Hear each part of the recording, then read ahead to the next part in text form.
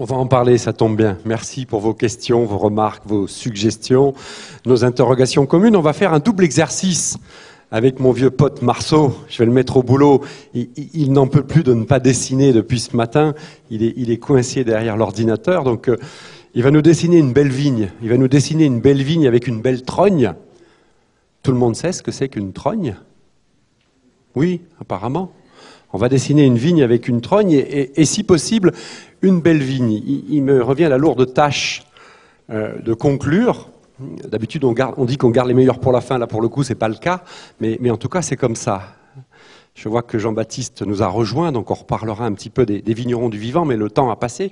Mais le débat est engagé. Donc, sans vouloir faire de synthèse du tout, je vais remettre et reprendre quelques modestes éléments de ce contexte agroécologique. Parce que c'est bien ça qui nous anime et ça ne sera pas une mode. Ça ne sera pas une mode et ça sera fondamentalement un sujet et un choix de société. Je voulais juste faire un petit clin d'œil à une structure pour laquelle on a été approché, on va dire, des enfants et des arbres. Des enfants et des arbres visent par une réalisatrice de France Télévisions qui s'appelle Marie-France Barrier et plein de beau monde derrière, et un gros comité scientifique, à faire planter un arbre en agroforesterie pour tout enfant scolarisé chez un agriculteur, chez un viticulteur, avec une association, avec des élus, avec des entreprises, enfin tout le monde autour de l'arbre, dans les champs, pour recréer un petit peu de lien, ce geste fondamental et ce geste essentiel qui est celui de planter des arbres. Donc on a parlé de la vache heureuse et on va essayer de voir si la vigne peut être un petit peu heureuse. Et dans cette agroforesterie, une fois de plus, on va complètement décloisonner et travailler tous les sujets de pair. Évidemment, l'eau, le sol, le climat, la biodiversité, la productivité, le carbone, j'en passe et j'en oublie à l'agroforesterie, qui est le second pilier de cette agroécologie. Donc cette liane qui a coévolué avec l'arbre, mais on va voir à quel moment, dans quelles conditions, pourquoi, à quelle fin, évidemment, on va lui redonner un petit peu cette empreinte forestière. Alors il faut toujours aller voir ailleurs.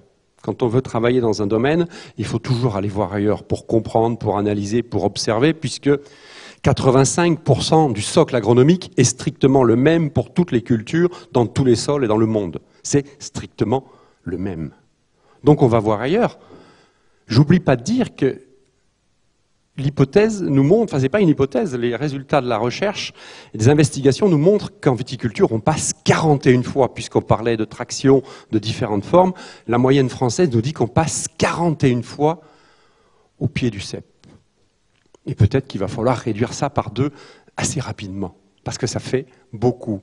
Ici, cette parcelle agroforestière toute simple et toute modeste, en grande culture, puisque c'est comme ça que ça s'appelle, avec des couverts végétaux, nous montre toute cette diversité de faciès et surtout, quelque chose qui est parfaitement important en viticulture, cette notion de membrane et d'enveloppe. Ici, au premier plan, j'ai laissé pousser des arbres en régénération naturelle assistée. Ici, j'ai accompagné la fameuse ripisylve qui a fait naître le houblon et la vigne. 2 plantes miraculeuses, n'est-ce pas? Et puis à l'intérieur de ma parcelle, j'ai planté cette diversité, cette hétérogénéité de plantes qui font que dans cette parcelle-là, je récolte autant de grains en ayant des arbres en plus. Donc c'est clairement la culture de la photosynthèse, de l'optimisation. J'ai protégé, j'ai régulé, j'ai accumulé et j'ai produit normalement. Donc ça, c'est les produits de la recherche mondiale la plus poussée, mais c'est aussi des techniques ancestrales, et ça s'appelle fondamentalement du bon sens paysan. Du coup, je reviens à notre sujet. Est-ce que je fais passer un tracteur ou un cheval sur un sol qui est couvert avec 15 tonnes de matière sèche qui a poussé pendant l'hiver, ou est-ce que je le fais passer sur un sol nu? Et c'est là que ça se joue. Quand on va voir ailleurs et quand on arrive à voir ces performances-là, et on reviendra avec Jean-François Agut cet après-midi sur ces 15 ans de travaux autour de semis directs et des couverts végétaux en vigne, avec beaucoup d'essais, beaucoup de balbutiements, et puis de belles réussites. Parce qu'ici, j'ai donné quelque chose qui est essentiel, que l'on a bien approché ce matin, j'ai donné sa ration de carbone au sol. Et à partir du moment où mon sol est rationné, les problèmes sont évacués. C'est-à-dire qu'ici, ce sol, il ne va pas chercher à faire pousser du liseron, du chien-dent, de la folle avoine ou je ne sais quelle plante bioindicatrice, puisqu'il a eu sa dose de carbone. Et la meilleure technique de désherbage, fondamentalement, ça reste et ça demeurera celle d'une plante et du génie végétal. Donc cette couverture horizontale et puis cette couverture verticale, puisque comme le dit notre ami Ernst Zürcher, partout où elle peut, la terre appelle des arbres et des plantes géantes. Il faut comprendre et traduire. Cette entrée en agroforesterie, c'est une traduction de cet appel du sol vers des plantes géantes qui poussent le plus vite possible dans des conditions parfois difficiles. C'est donc la formule empruntée à Hervé Covès, puisqu'on s'emprunte des formules, n'est-ce pas ? Pour avoir cette empreinte forestière, voire agroforestière, l'art de récolter le soleil. Et l'art de récolter le soleil, il nous dit bien que le geste premier dans la nature, c'est de faire tomber une branche avec des feuilles au sol. Alors il y a un bourgeon, il y a de l'écorce, il y a tout un tas de matière, mais ça c'est le geste absolu, c'est le geste premier. Poser de la matière fraîche au sol. On a vu qu'il ne fallait pas la tondre, on a vu qu'il ne fallait pas la broyer, de la poser sur le sol pour que cette ration soit correctement exprimée. Aller voir ailleurs, c'est aller aussi voir des vignes grandes, des vignes bizarres, des vignes en réserve, des vignes ancestrales, des particularités. Après, bien évidemment, dans chacune des appellations, on respecte les codes, on respecte les règles. Il n'empêche que l'on se nourrit de tout ça. Parce que, fondamentalement, on aime la vigne, on aime le vin, et on regarde ce que nous expriment les vrilles, et cette sortie absolue de la culture unique que certains appellent la monoculture. Gérard Dussert nous dit, pour que ça marche, il faut 15, 20, 25 plantes, à minima, et pas une seule sur un porte-greffe unique, dans un cépage unique, avec un bagage génétique, somme toute, très faible. La vrille nous dit, j'ai pas coévolué avec le fil, mais avec l'arbre, fondamentalement. Et éventuellement, un parmi d'autres, l'érable champêtre, pour qui la symbiose est parfaite, l'amour est total avec la vigne. Mais on en a vu d'autres. Je ne suis pas en train de donner des recettes, que les choses soient bien claires. Alors voilà, cette vigne, les bouteilles qui poussent dans le lierre, avec la clé de sol, ou presque. Cette bouteille, elle nous dit GN. Qu'est-ce que ça veut dire GN en viticulture? Vous savez tous ça. Ça veut dire grandeur nature. Les pratiques et les techniques ancestrales, on les regarde, on les observe, on les analyse, on les traduit. Les écrits sont suffisants, sont nombreux, sont renseignés. C'est fort intéressant, mais ce qui nous intéresse, c'est aussi d'avoir des vignerons, du vivant et des bons vivants. Parce que c'est ça, fondamentalement, ce que l'on cherche à faire. Dans ce message sociétal, dans cette méfiance généralisée, il faut qu'on bascule vers la proposition. Ça, c'était notre rencontre avec Xavier, puisqu'il avait, comme à son habitude, ouvert sa gueule dans la presse, et ça ne nous avait pas échappé. L'agroécologie sauvera les vins de Bordeaux. Eh bien, il avait raison, il a toujours raison, fondamentalement. C'était probablement pas facile à dire, mais ça a été fait, ça a été traduit et compris, et depuis, il s'est passé beaucoup de choses. Peut-être pas assez, j'en sais rien. Mais en tout cas, l'acculturation, pour ceux qui sont prêts, est largement engagée. D'un côté, je déstocke massivement du carbone, d'un autre côté, j'en stocke tout aussi massivement. Ça veut dire que ce vin-là, il sauve la planète. Ce vin-là, il produit de la biodiversité, il produit de l'eau, il produit des microclimats, il héberge des oiseaux, il héberge des auxiliaires. En buvant un bon coup, c'est ce qu'on va faire tout à l'heure, j'espère d'ailleurs, mais il n'y a probablement pas de doute, je sauve la planète. Vous voyez les pratiques? Ici, je stocke du carbone, ici, je déstocke. Pourtant, c'est la même culture au même endroit, dans les mêmes conditions. C'est-à-dire que les deux parcelles sont à 20 mètres l'une de l'autre. Donc il y a une pratique destructrice, dégradante, et une pratique aggradante. Et c'est ça notre rôle, et c'est ça notre jeu. Et les cartes sont sur la table. Après, il y a des ajustements. C'est une agriculture de précision. On a beaucoup parlé de drones, de satellites. Cette agroécologie est une agriculture de précision absolue, puisque tout est contrôlé. Tout est piloté, sauf que nos sols, ils sont dans cet état-là. Le château gascon, celui des Lagardère, il se fend. Les conséquences et les résultats, on les connaît, on les a vus. Et puis la matière première, elle vient de l'extérieur. C'est-à-dire que ça, ce n'est pas de la fertilité, c'est de la fertilisation, ce qui n'est pas la même chose. Et ce que l'on vise à faire, pour gagner en autonomie, pour gagner en cohérence, pour gagner en rentabilité, en productivité, c'est produire de la fertilité in situ. Alors malheureusement, on ne s'est pas assez concerté, puisque cette image a été montrée déjà par mon confrère, mais là, il n'y a pas de vie. La matière organique est remontée, puisqu'on a injecté massivement du compost, mais il n'y a pas de vie. Pas d'activité biologique et pas de perforation racinaire, et encore moins mycorhizienne. Sur cette image-là, on a quelque chose d'assez particulier. Cette plante bioindicatrice qui s'appelle la prêle nous montre qu'on est complètement détrempé, voire hydromorphe, sous le rang, chose que déteste la vigne, et on est en train de créer un désert à 40 cm de là. Donc dans ces techniques d'agroécologie, il ne faut pas de rupture, il faut des continuités, des circulations. Ici, de la matière organique qui ne se décompose pas. Ici, sous le rang, je passe un outil, mais quand je passe un outil, je crée un choc, je crée une levée de dormance et une perturbation, puisque l'épiderme sol va passer sa vie, son temps, à réparer, à recoloniser, à remettre une plante. Nous l'enlevons, le sol fait tout pour la remettre, puisque c'est insupportable pour lui que l'épiderme soit touché, qui plus est, mis à nu. Tiens, le voilà, le petit marceau. Et on va regarder pourquoi.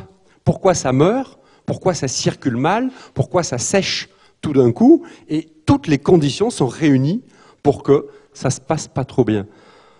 Parce que le sol, c'est comme du pain grillé. Ça ne supporte pas d'être nu, il faut lui en mettre une bonne couche dessus. Et ça se résume à ça. Attirer la biodiversité, attirer, propulser, faire vivre, traduire pour que chaque mètre carré de ma vigne soit pratiqué par les auxiliaires, par les champignons mycorhiziens. Chaque mètre carré doit être parcouru. Ici, la chauve-souris, le bois broyé, on en a parlé, les vers de terre, et puis les outils particuliers qui permettront de ne plus casser et couper ces ponts et ces champs mycorhiziens qui sont parfaitement fondamentaux. Le maître en la matière, celui qui défend les SVT de par le monde, Célos, ici présent, nous l'a dit et redit. Il faut que ça soit connecté, il ne faut pas de rupture. Si on met une rupture, ça ne fonctionne pas. Qui plus est, on va mettre les plantes en compétition. Donc il faut que ça sente le champignon. Et puis rappelons-le, parce que nous on met du bois en bouteille en Gascogne, on n'est pas très riche, donc on fait ce qu'on peut. Mais rappelons-le, les cycles du carbone déterminent tous les cycles, à commencer celui de l'eau. J'ai du carbone, c'est la clé de voûte de toutes les techniques agroécologiques et agronomiques. Le carbone détermine l'ensemble des cycles. J'en reviens rapidement à l'arbre. Ça, c'est un poster que l'on a fait avec les jeunes vignerons du vivant. C'était à Latour, en l'occurrence, donc saison 2. Et je leur ai demandé, parce que moi je l'ai fait passer au tableau, je leur ai demandé d'exprimer un arbre. Alors je ne sais pas si on voit bien, mais un arbre, c'est un producteur, un accumulateur, un transformateur, un reproducteur, un récupérateur, un protecteur, un créateur, un filtreur, un radiateur, un climatiseur, etc., etc. Enfin, on en a trouvé 30. Il y en a même un qui a dit, pour déconner, « Ouais, mais l'arbre, c'est un ambianceur. » Parce que j'ai dit, il faut que ça finisse par « heure ». Et j'ai dit, « Ben oui, c'est un ambianceur, puisqu'il crée une ambiance favorable à l'expression de la vigne. » Alors voilà ce que c'est qu'un arbre. Mais ça pousse tout seul et ça fait tout avec rien. Enfin, ça fait tout avec du CO2. Ça fait absolument tout avec du CO2. Ça serait dommage que de s'en passer. Ça serait vraiment dommage que de s'en passer. Alors lequel, dans quelles conditions? Vous voyez le prunelier qui revient, l'aubépine, le troène des bois, enfin, etc. Une sélection de la génétique, c'est extrêmement important. Je vais planter un arbre à tel endroit, ça sera peut-être un érable champêtre, mais d'où vient-il? Ça, c'est un travail très fin que nous devons faire pour lancer cette agroforesterie, pour exprimer ces plantes attractives, attirantes, qui permettent ces circulations, ces symbioses et ces connexions. Un peu de botanique. Qu'est-ce qu'il y a en place, in situ, et qu'est-ce que j'ai besoin de rajouter pour faire tourner tout ça. Des formes, bien évidemment, des formes exprimées, l'arbre fruitier, l'arbre tétard, le tétard bas que je vais mettre sur le rang, parce que j'ai besoin d'une impulsion supplémentaire, j'ai besoin de nidification, j'ai besoin de remettre un petit peu d'agronomie. Et puis, la dernière en date, le bois d'œuvre. La caractéristique de ces formes, c'est qu'elles sont toutes taillées, gérées, au bénéfice et au service de la vigne. Voilà un arbre. Pour vous montrer la diversité des formes, voilà un arbre qui s'appelle un érable champêtre. Je peux le laisser devenir géant puisque et je le taille en ragosse, c'est-à-dire je taille sur la hauteur parce que j'ai besoin d'un grand brise-vent. Je peux en faire un tétard moyen, mais je peux aussi en faire un bonsaï qui fait 1 mètre taillé, rogné sur le rang. C'est le même arbre au départ. Vous voyez le champ des possibles qui s'offre à nous, qui permet aussi des régulations et des adaptations permanentes. Les arbres, j'en mets peut-être un peu plus au début. Quand ils vont devenir concurrents, je les enlève. Mais pendant 20 ans, ils ont fait un travail incroyable, puisque je mets une machine à créer du sol, puisque c'est ça notre sujet. Je mets une machine à mon service pour créer du sol et pour exprimer le terroir. L'observation et son sens. Ici, pourquoi ce frêne pousse dans cette vigne? Parce que mon sol a soif de carbone. Ce n'est pas juste un frêne qui est là pour m'emmerder, c'est un frêne qui m'explique que mon sol a soif de carbone, mais surtout de verticalité. La réserve utile en eau, l'activité biologique sont déterminées par cette verticalité et par cette plante qui pousse et qui est exprimée. Le microbiote, les indications, les indicateurs, les circulations, et puis le très vieil arbre.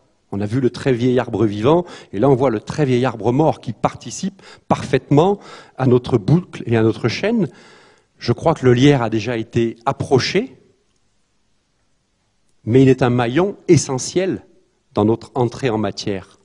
Faire circuler, faire revenir, permettre aux mésanges d'exister et de parcourir comme les chauves-souris en permanence nos parcelles, ça va probablement changer beaucoup de choses et remettre en place par le végétal cette chaîne alimentaire que l'on peut considérer comme élémentaire. La biodiversité, elle s'exprime aussi ici, bien évidemment, il n'y a pas de doute, toutes les biodiversités sont permises.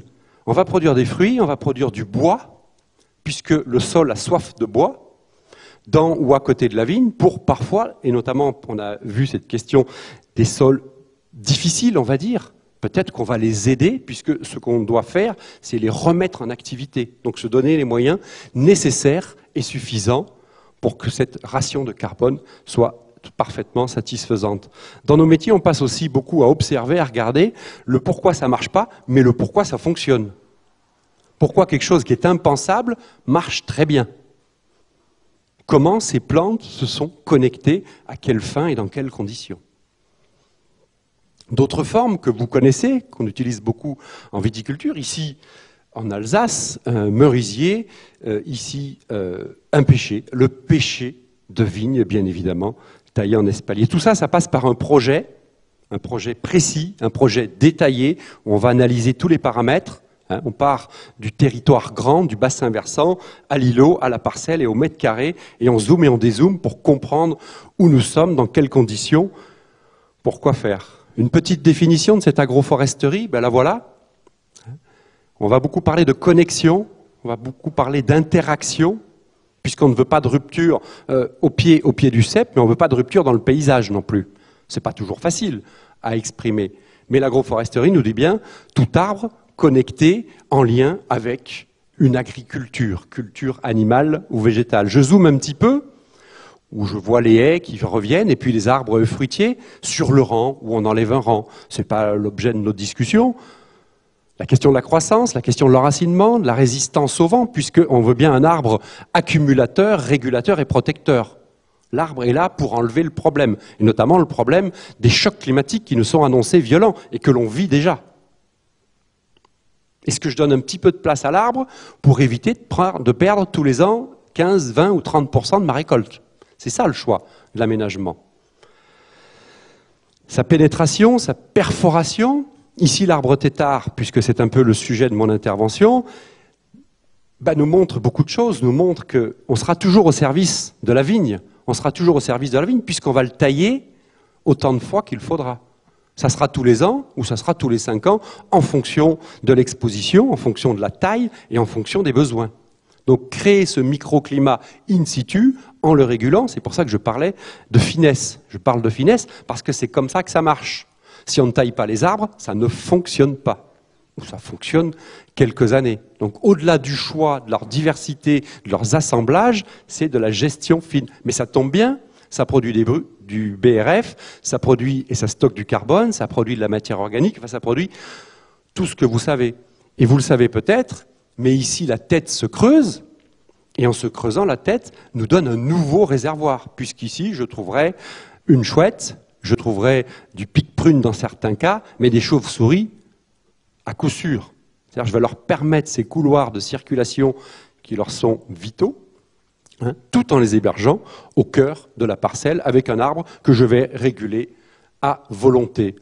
La diversité des formes et des usages, le recyclage de cette matière qui doit être en permanence au sol, c'est pour ça qu'on la roule et qu'on la couche pour qu'elle soit disponible en permanence, pour qu'elle soit travaillée par l'ensemble des cortèges, les vers de terre, un peu en chef d'orchestre. Enfin, je ne sais pas si on peut dire ça, je ne suis pas sûr que Marc-André Sellos et Hervé Covès soient d'accord avec ça.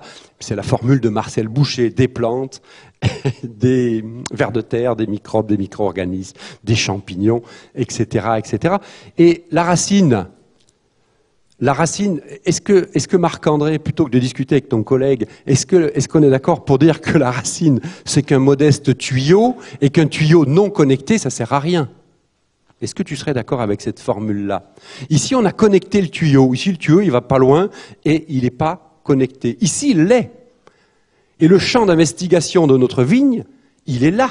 Le champ d'investigation, le champ d'exploration, il est énormissime à partir du moment où ces conditions sont parfaitement réunies. Le pêcher de vigne, je l'ai évoqué, l'alisier torminal, qui lui aussi est parfaitement compatible avec la vigne, qui se monnaie jusqu'à 8 ou 9 000 euros le mètre cube, qui se taille bien, qui est un arbre à faible encombrement, avec une lumière fluide.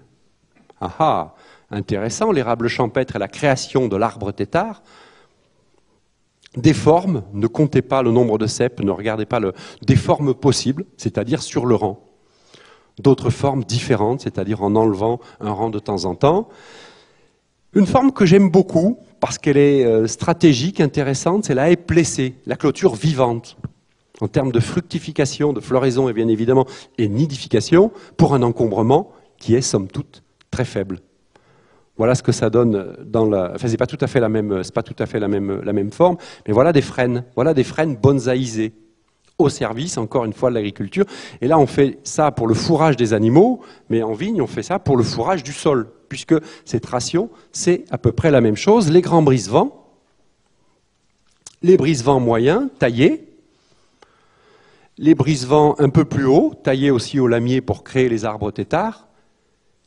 Et puis tout ça pour nous dire quoi? Pour nous dire que dans cette belle vigne agroécologique, on va sortir des objectifs de moyens pour rentrer dans les résultats. Parce que c'est ça qui nous intéresse. C'est la mesure du résultat. Qu'est-ce que j'ai mis? Qu'est-ce qui s'est passé? Dans quelle forme? Dans quelles conditions?